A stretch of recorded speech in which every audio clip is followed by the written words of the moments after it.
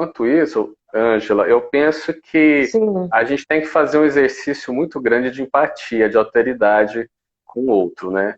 Porque eu costumo dizer assim, que muitas vezes, que se eu tivesse a história do outro, se eu tivesse sido criado da forma que ele foi criado, com os valores culturais, com a experiência de vida, com todos os aprendizados e dificuldades, vai sendo construído ali uma visão de mundo, sabe? E a cultura mesmo. E se eu tivesse no lugar dele, eu pensaria exatamente igual ele.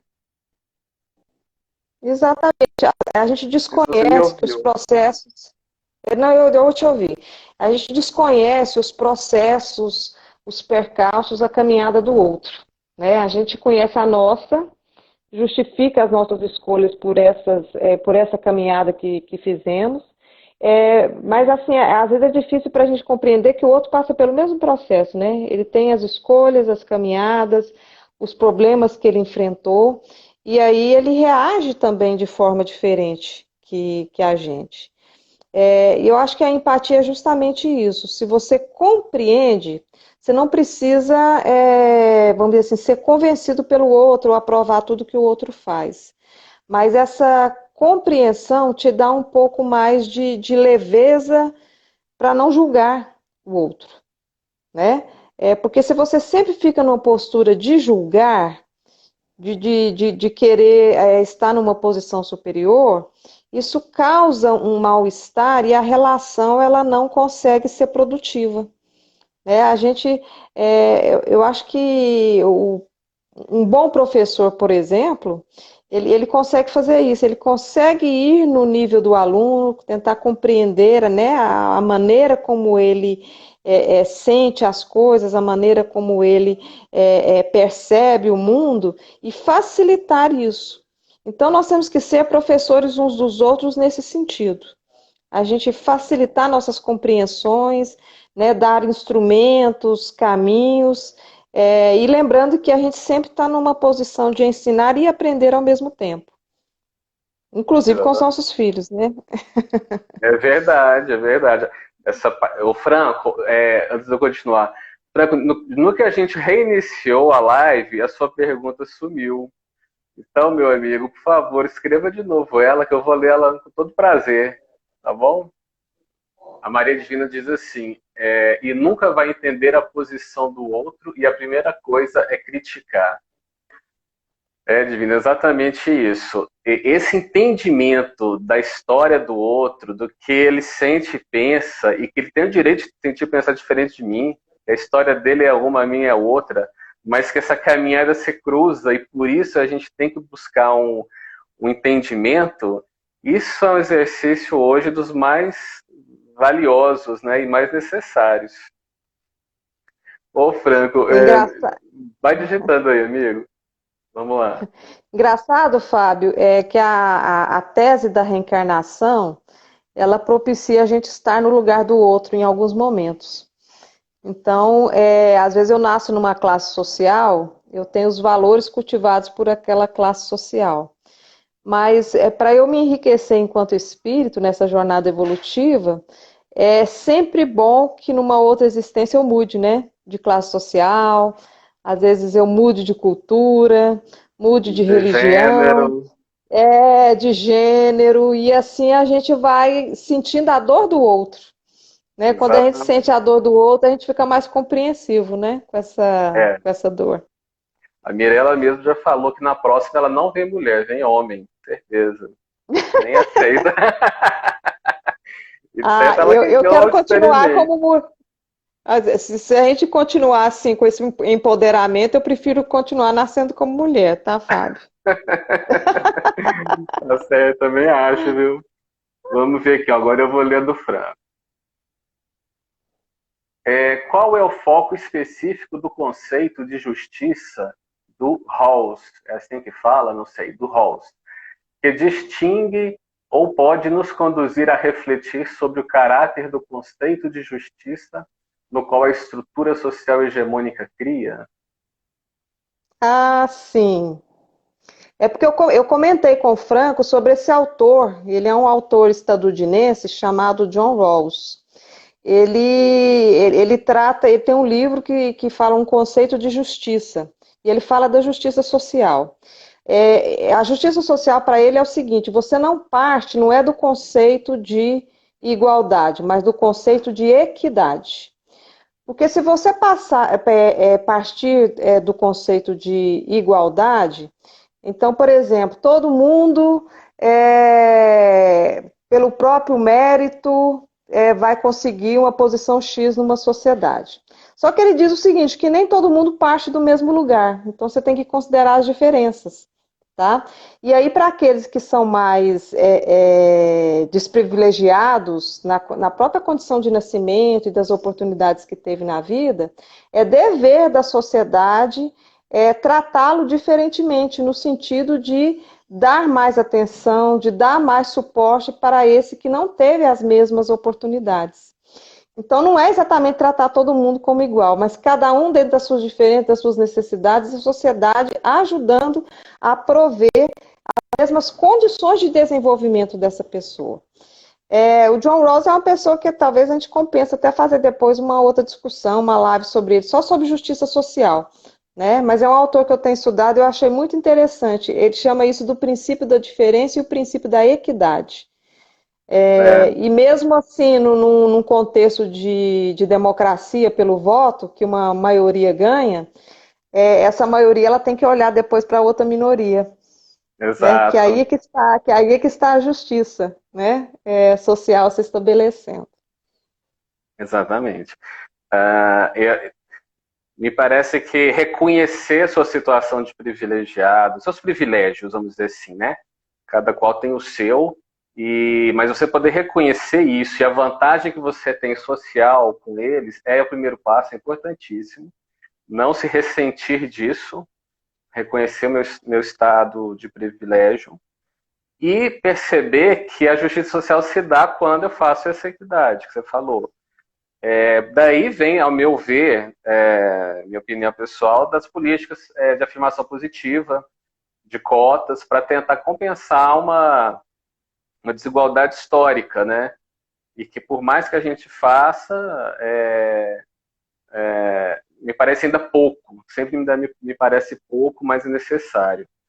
Se fôssemos reparar, por exemplo, o crime da escravidão, cada família, cada pessoa negra teria que receber em dinheiro um valor, que eu já vi até um cálculo sobre isso numa matéria, mas deveria cada um receber financeiramente e isso não resolveria o problema, mas seria uma compensação de alguma forma. Isso é tão interessante, porque na universidade onde eu trabalho, que é a Universidade Federal de Goiás, hoje metade dos alunos vem por meio de cota, né? Ou porque são negros, ou porque estudaram em escola pública, né? E tem aí questões materiais descompensadas, vamos dizer assim. E nós fizemos depois de alguns anos de implantação das cotas, uma pesquisa para saber como é que era o desempenho, porque muita gente achava, não, é questão de mérito, o pessoal vai baixar o nível da universidade, né, todas aquelas histórias, e a gente, assim, ficou surpreso que o pessoal, assim, alguns se sobressaíram mais do que aqueles outros que vinham de classe média que costumam entrar fora das cotas. Então, não é verdade que eles têm um potencial inferior, não é verdade que eles, porque não entraram pelo sistema de mérito acadêmico, que eles não conseguem produzir. Então, as pesquisas já demonstraram isso, são totalmente capazes. Então, o que falta mesmo é oportunidade, né? Condições para que essas mentes, essas inteligências se desenvolvam. Exatamente. E essa pesquisa é importante para trazer a verdade factual para resolver esse conflito, essa disputa, né? Você está privilegiando o negro com a cota. Não é um privilégio, é uma compensação, uma equidade, né? Mas vai piorar os índices, né, da faculdade. Não, a pesquisa mostra que não, que mantém ou melhora. Ou seja, com essa argumentação factual, pode-se chegar a um consenso, né, nessa questão. Exatamente. E tentar minimizar o discurso de ódio, desde que o outro esteja aberto, com pensamento aberto para receber isso e até mudar o jeito de pensar. Porque se ele entra só Exatamente. para abafar, nem isso muda a opinião do outro, né? Aí não adianta, né? O Franco fez outra pergunta aqui, deixa eu resgatar aqui. E para você, Fábio, como você poderia cruzar essa noção de justiça com o olhar da CNV? Obrigado. Então, é isso mesmo. É porque a CNV fala que temos que atender às necessidades de todos, né? Então, essa equidade acontece quando eu olho para a necessidade de cada um. Não basta eu querer atender a minha própria necessidade e ficar bem com isso. Então, criar essas oportunidades através por exemplo, de uma política afirmativa de cotas, é eu procurar sanar essa necessidade do outro, que não está numa situação de privilégio, com uma necessidade muito maior, dessa compensação.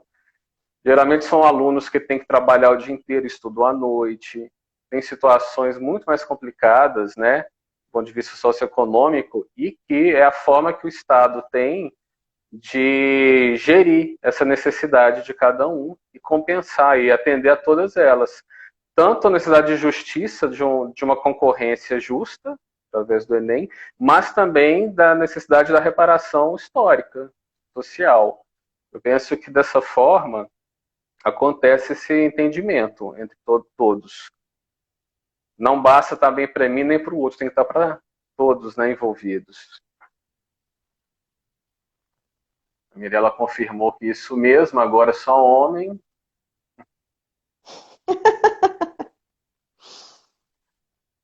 Vamos ver aqui.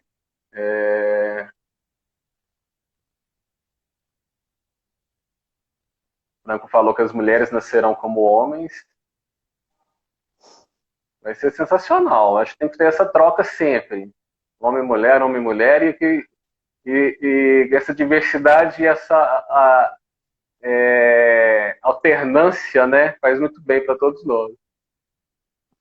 Franco disse, e como esse olhar do Rawls se conecta com o discurso de intolerância, Angela?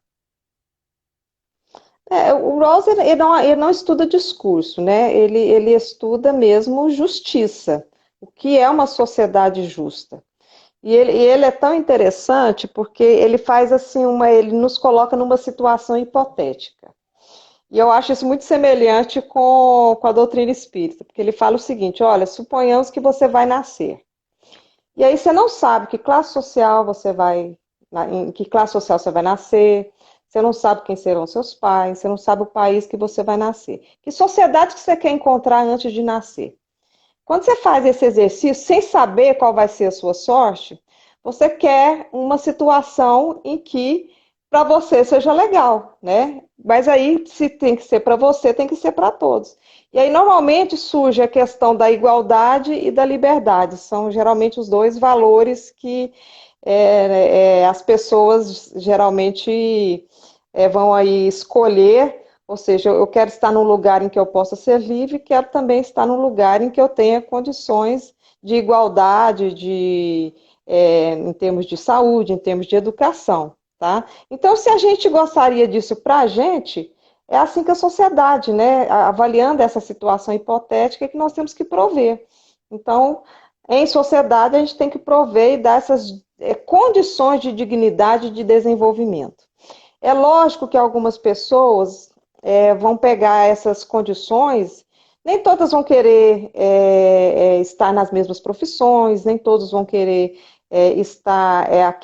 adquirir bens materiais da mesma forma, mas é importante que todos tenham essa condição inicial de desenvolvimento, especialmente do ponto de vista educativo e das condições básicas de sobrevivência. As diferenças vão surgir depois porque nem todo mundo pensa da mesma forma, vai valorizar as mesmas coisas nesse processo, né, de desenvolvimento. Mas aí aquilo que é básico, aquilo que deve ser direito de todos, tem que ser respeitado desde a infância. E as diferenças vêm com essas escolhas posteriores, não com essas privações anteriores. Já me veio aqui uma pergunta, uma reflexão aqui. Vivemos todos aqui no Brasil e todos nos julgamos pertencentes, né, a esse país. Mas somos muito diferentes uns dos outros. Há alguns que se sentem mais donos do país do que outros e querem, para viver em paz, que os outros vão embora. Tem uns que até dizem o país, vai para aquele país, vai para aquele outro, né? Mas saia daqui, deixe o país só para nós. Enfim, como construir esse consenso, esse pacto social, que é uma coisa já coletiva.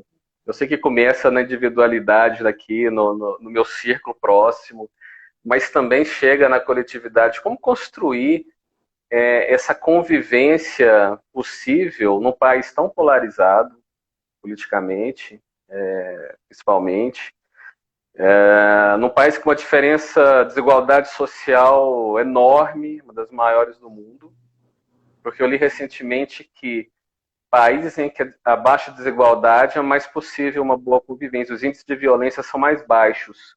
Pode o país ser todo rico ou todo pobre, mas com a desigualdade social pequena, a menos violência. Mas aqui, que tem uma desigualdade gigantesca, a violência ela fica enorme. Como construir isso? Quem pode fazer esse diálogo? Porque na comunicação não violenta a gente tem que aprender a dialogar, a escutar o outro, dar essa escuta, mas também poder dizer, poder expressar aquilo que a gente sente e pensa de uma forma não violenta, né? Não É. para entrar, não para ganhar o debate, mas para compreender e construir junto algum entendimento. Quem teria esse papel? Como poderíamos nos organizar? É o Estado? É a sociedade civil organizada? Como é que é isso? Isso é papel de todo mundo, né, Fábio? Mas assim, eu vejo duas coisas muito importantes nisso aí. A questão da educação para a cidadania, né? Cidadania e democracia.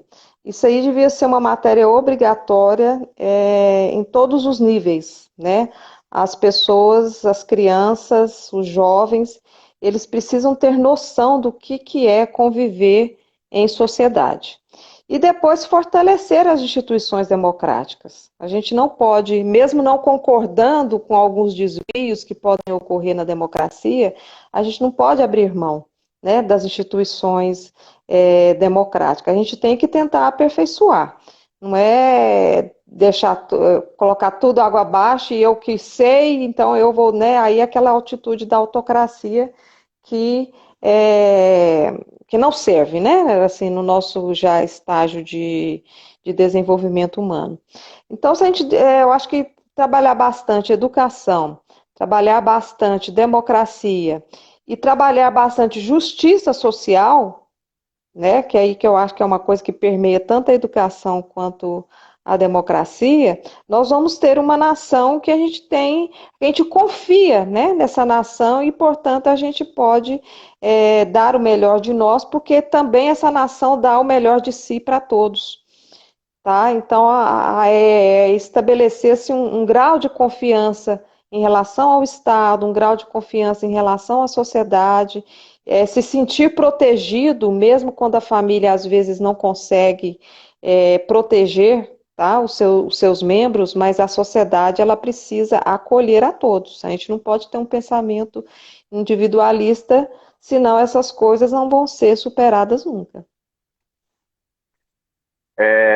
Eu vou ler a pergunta aqui do Franco, mas você me falou isso, eu pensei, quando o projeto, isso me parece ser um projeto de nação, que tem que ser estabelecido, é, que é a qualidade do ensino, a qualidade da educação, a garantia das liberdades, tudo isso. O problema é quando o Estado ou o governo em vigor, ele trabalha contra tudo isso, né? Aí a gente se vê tendo que ter outras estratégias, vamos dizer assim, né? Quando a qualidade do ensino diminui, quando você quer ensinar só português e matemática, instrumentalizar, né, o aluno e não fazê-lo refletir, emancipar, né, ter essas reflexões. Enfim, aí eu fico pensando o que fazermos, né? Aí eu acho que a sociedade civil precisa criar uma rede de diálogo e de proposições, né? Não só dizer que está errado, mas propor soluções. Acho que talvez tenhamos que ampliar esse debate, esse diálogo, né? Na sociedade civil, para ter esse diálogo com o poder, né? Estabelecido, eleito, Exato. para que se crie esse diálogo. Bom, o Franco disse aqui. Deixa eu ver se tem outra pergunta.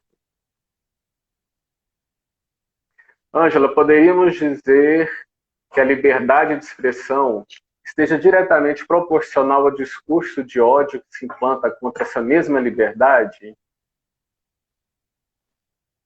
Eu não sei se eu entendi bem a questão, né? Eu acho que ele quer dizer assim, quanto mais liberdade de expressão se tem, será que não cria um discurso de ódio para combater essa liberdade? Eu imagino que seja isso. Isso aí, por exemplo, é o que a gente tem visto, tá? Depois que surgiram as redes sociais, você tem uma questão positiva aí, é que você não tem mais intermediários nesse processo de expressão, porque antigamente era só a mídia, você tinha essa mediação em que você não podia se expressar diretamente, estar nesse debate social diretamente. Ah, então, nesse aspecto, eu acho que a internet e as mídias sociais digitais, elas favoreceram essa expressão, essa possibilidade de expressão da opinião, tá? Agora, é lógico que você não pode esperar que toda a sociedade se comporte da mesma maneira.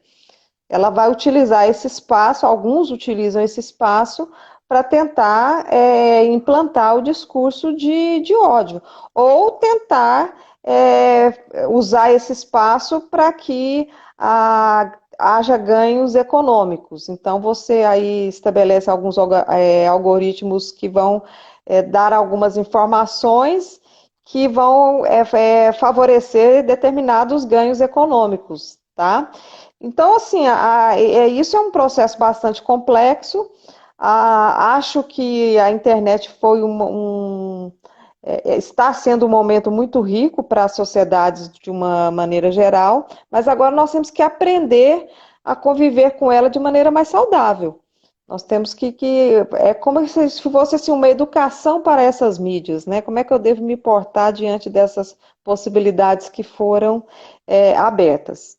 Não tem como a gente controlar todo mundo, né? Porque senão a gente teria que, às vezes, utilizar da censura. Mas eu acredito muito mais um processo de educação, a lei estabelecendo alguns limites para quem extrapola, tá? E o discurso do ódio eu acho que é uma extrapolação. O próprio Facebook, ele às vezes ele tem tomado, né, algumas medidas para conter esse tipo de coisa, conter inclusive as fake news. E aí a gente vai tentando aprender com esse processo, né? Buscando leis que sejam mais condizentes, sem apelar para a censura, porque isso também não é o caso. E eu acho que nós, enquanto cidadãos, aprender a usar esse espaço da melhor forma possível. Então, isso me fez lembrar o paradoxo da tolerância, né? Acho que é o paradoxo da tolerância. Foi o filósofo Karl Popper, não é isso? Que definiu esse paradoxo, que diz que eu devo ser ou não tolerante com o intolerante. Essa é a questão que ele coloca, né? Numa sociedade amplamente tolerante, ela deve tolerar, então, o discurso do ódio ou o intolerante? E segundo ele coloca, se isso acontecer, a tolerância acaba. Uma sociedade amplamente tolerante, com a intolerância tende a suprimir o Estado, vamos dizer assim, democrático, e aí a É, intolerância vence. Por isso tem que ter um exatamente, né? limite, né? Exato. É por isso que nos direitos humanos a gente sempre estuda, nenhum direito ele é absoluto. né? E eles não são indivisíveis, todos eles têm que ser olhados como um todo, né? Por isso que a última cláusula da Declaração Universal de Direitos Humanos, eu acho ela não pode ser esquecida, que é o artigo 30, ela fala que nenhuma disposição da presente declaração ela pode ser interpretada como reconhecimento, seja do Estado, do indivíduo, de algum grupo, para ter o direito de exercer qualquer atividade ou prática destinada a destruir qualquer outro direito que está ali garantido. Ou seja, tem que ser visto como um todo e eu não posso, com a minha liberdade de expressão que está garantida, tirar a liberdade do outro, de ter expressão, de ir e vir, de participar da vida cultural, de ter a sua religião e expressá-la, enfim, eu não posso usar de um direito que eu tenho garantido para suprimir o direito dos outros. A declaração garante isso. Eu acho isso fundamental. Exatamente, concordo. Vamos ver se tem mais perguntas. Bom, e me fez pensar também, Ângela, nós temos ainda alguns minutos, sobre uma outra forma, que eu acho que isso dá outra discussão, outra live, mas que da mesma forma que eu tenho discurso de ódio, que é quando eu expresso aquilo que eu tenho contra o outro e quero deixar claro que o outro é negativo e por isso eu quero puni-lo, separá-lo, enfim, colocá-lo num gueto, sumir com ele, ou dizer para todo mundo que está errado, provocar uma discriminação ou incitar a violência contra, né? Existe uma outra forma de violência que não é o discurso de ódio, mas que é o da positividade. Isso aí quem tem trazido bastante recentemente é o filósofo Byung-Chul Han, é um filósofo sul-coreano. Eu tenho lido e estudado alguns livros dele, onde ele fala da violência da positividade. O que é isso? É quando eu pretendo dizer que ele vê violência na positividade. É quando eu tenho um ambiente que quer se dizer tão puro, tão asséptico, somos todos tão perfeitos que ninguém pode questionar nada que é considerado mal visto. Então não há direito de você duvidar ou questionar. Por exemplo, a simples dúvida é considerada negativo. Então você tem que ser positivo, você tem que aceitar, questionar. Isso no nosso meio espírita, isso acontece, ao meu ver, na minha visão pessoal, quando eu digo que você não pode trazer nenhum tipo de questionamento que vai perturbar a ordem, vai perturbar a tranquilidade do grupo, que não vai causar a possibilidade de discórdia. Seja uma reflexão respeitosa, inclusive, ela não é bem-vinda. Não sei se você tem experiências com isso, mas ele chama isso da violência da positividade. É quando ela se manifesta principalmente pelo silenciamento do outro. O outro sente vergonha de ter tido essa ideia. Você trouxe essa ideia para o grupo, eu não acredito. Ele sente com tanta vergonha que ele se cala e continua anulado, silenciado, para não perturbar a ordem, a tranquilidade, a alta vibração do grupo. Isso é interessante, Fábio, é porque assim, a religião, ela sempre foi assim, associada a um estágio assim, de meditação, a um estágio de silêncio, e isso assim, acaba transportando para um conflito, né? Como se o conflito fosse algo negativo por si só. Eu acho que as pessoas pensam dessa maneira, além do fato de terem dogmatizado algumas questões, que nós já conversamos sobre isso, porque elas não conseguem se sentir tranquilas numa discussão, porque elas mesmas podem produzir sentimentos de ódio. Né? Então, assim, porque assim, eu não posso estar nessa situação porque vai cair a minha vibração, mas aí eu justifico dizendo que vai cair a vibração do ambiente, né, esse tipo de coisa. Então, assim, é uma imaturidade para o diálogo. Isso para mim é imaturidade. E Kardec, eu não vejo isso em Kardec, né? Kardec, se ele coloca o Espiritismo, uma das características é o próprio progresso, é você marchar, né? Sempre se desenvolvendo, descobrindo coisas, aprendendo, quer dizer, esse aspecto progressista do Espiritismo, ele não é condizente com esse tipo de coisa, porque como é que você vai progredir, aprender, aperfeiçoar-se, se você dogmatiza, se você não comenta, se você acha que tudo que já está posto é o suficiente.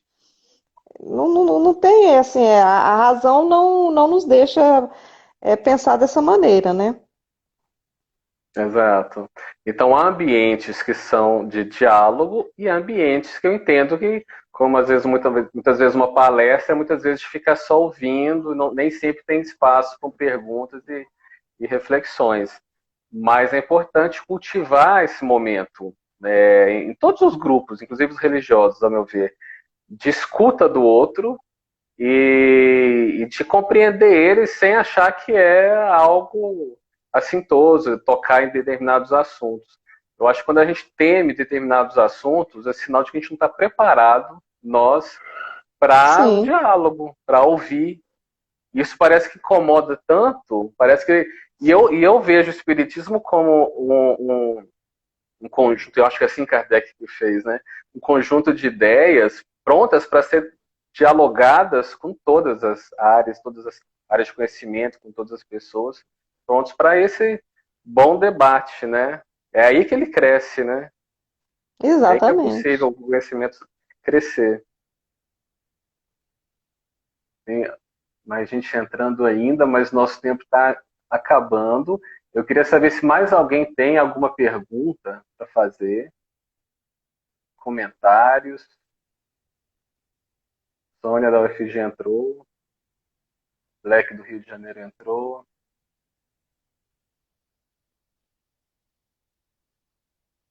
Ok. Bom, então a gente está chegando já nos nossos encerramento, né? Ângela, você tem mais alguma consideração? Você veio aí agora, vontade de dizer alguma coisa? Alguma Não, eu mensagem de queria. esperança, Ângela, nesse momento que a gente vive tão difícil, conturbado? Olha, eu sou sempre esperançosa, né? E assim, como eu sempre estou com disposição para aprender, então eu sempre acho uma novidade todo dia, acho ótimo conhecer pessoas diferentes todo dia. E se a gente tiver essa disposição, a vida da gente é muito mais feliz. Assim, eu me sinto muito mais feliz depois que eu me preparei mentalmente para arejar, né, as minhas ideias. Então, eu acho que isso só engrandece a gente, tá? E agradecer aí a vocês essa oportunidade, é um bate-papo muito interessante. A gente está precisando, né, mais dessas coisas. A tecnologia nesse aspecto nos favorece, né, Fábio? Apesar É do verdade. isolamento, a gente está junto aqui, né? E desejar que todos aí tenham um bom final de semana. Vamos ser positivos, trabalhar, né, a nossa própria intolerância, porque às vezes a gente acha que é só o outro que é intolerante, mas às vezes a gente escorrega, né? E faz e age, né, da maneira que a gente critica, né? Às vezes os outros. Então tem que ser um aprendizado mútuo, um compromisso individual e tem que ser um compromisso social também. É verdade. O Franco falou que tinha trocentas coisas a perguntar, mas não deu. E realmente, o tema é desse jeito mesmo.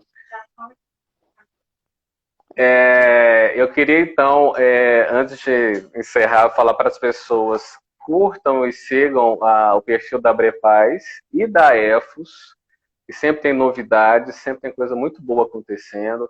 Vai ter o fórum, né, lá na UFG, da Ciência da Religião, Na que verdade, é foi um congresso adiado internacional, da PUC, na verdade.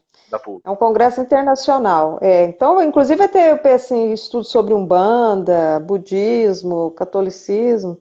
É uma boa oportunidade para a gente conhecer aqui, né, o diferente lá. É uma crença, né, que se, vamos dizer assim, se construiu de forma diferente da nossa. Exato. Então, gente, e aí eu agradeço a participação de todo mundo que ficou com a gente aqui. Essa live vai estar ainda 24 horas disponível no Instagram. E depois ela vai para o YouTube para quem quiser assistir. E aí quem puder compartilha, vamos divulgar esses canais, né, de reflexão, como a Brepaz, a EFOS e outros. E eu acho sempre muito bom conversar com você, Ângela. Você. Aham. E teve o Ágora Espírita, estava participando, o Coletivo Gerações também entrou aqui. Então, são grupos espíritas que trazem uma reflexão muito importante.